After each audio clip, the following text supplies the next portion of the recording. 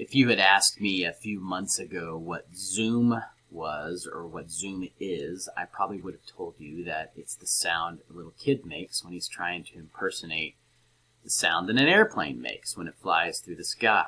But most of us now know what Zoom is, an online platform for groups that meet. And we at Wichita Bible Church have used Zoom a lot in our small group meetings, our missions committee meetings, our elder meetings, our virtual lunches on Wednesday. And I know that we are relying right now more on technology than we ever have before as a church. We are live streaming. We are thinking about the networks in our homes and whether or not they're strong enough for our live stream. Many of you who are working from home are teleworking and using platforms that are built on good technology, of course, email. I remember reading some years ago, and I don't remember where this statement came from, but someone said that technology is a very useful servant, but it can be a terrible master. And that is true. Anything that God gives us for our benefit can be polluted for evil. And Satan is certainly at work and trying to be at work in our technology. But technology can be a useful servant. And again, the examples I already gave just a minute ago about how we're using them at Wichita Bible Church, technology is serving us well.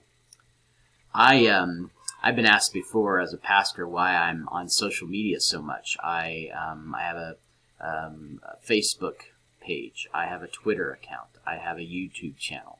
I blog. These are platforms in which I am very well aware that Satan would love to use for evil, but I'm trying to redeem them. I'm trying to use them for edifying purposes. And frankly, there are so many people in our world that are on those kinds of platforms. I almost feel like as a pastor, I'm sometimes surprised when I hear of others who aren't on them.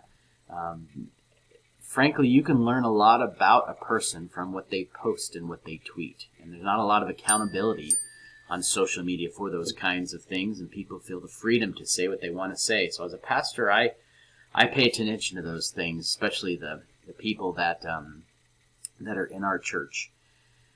In fact, I have said recently that you will know them by their posts or their tweets or their likes. But as we're thinking about technology and we're relying more and more on technology, you and I need to guard our hearts from the idolatry of technology.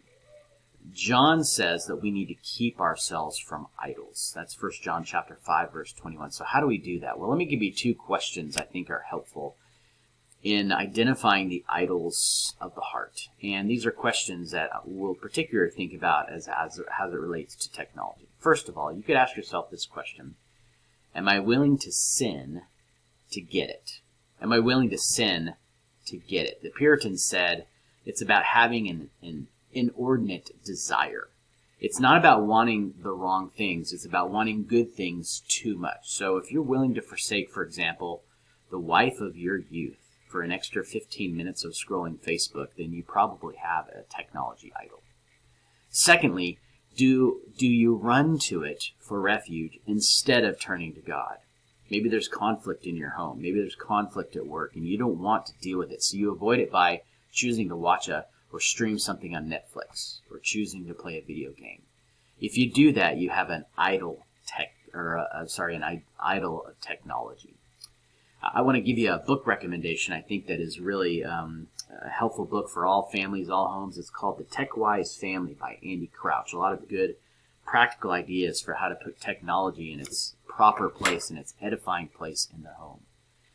You cannot just identify the idol and then stop engaging in it, stop watching it, or stop using it. You have to replace it with something. When we're talking about creating habits of the heart that are God-glorifying, you can't just stop sinning. You have to replace it with something else. And that's where a passage like Colossians chapter 3, verses 1 to 5 is really helpful. This is what Paul says: if then you have been raised with Christ, in other words, since we have been raised with Christ, seek the things that are above, where Christ is, seated at the right hand of God.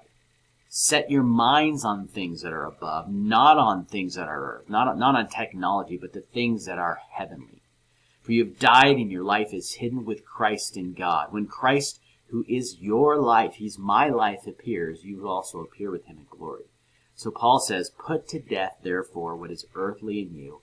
He gives a number of examples: sexual morality, impurity, passion, evil desires, covetousness, which is idolatry. So the point of all that is pretty simple. You and I need to learn to be satisfied with the Lord Jesus Christ. He is far better than any form of technology that is available for us today. He does not fail like our technology does. He is not awkward like our technology can be. He doesn't need to be rebooted like our technology does. He doesn't need to be updated or upgraded like our technology does. He doesn't need to be replaced like technology does from time to time. Jesus Christ is sufficient. So let's guard our hearts from the idolatry of technology.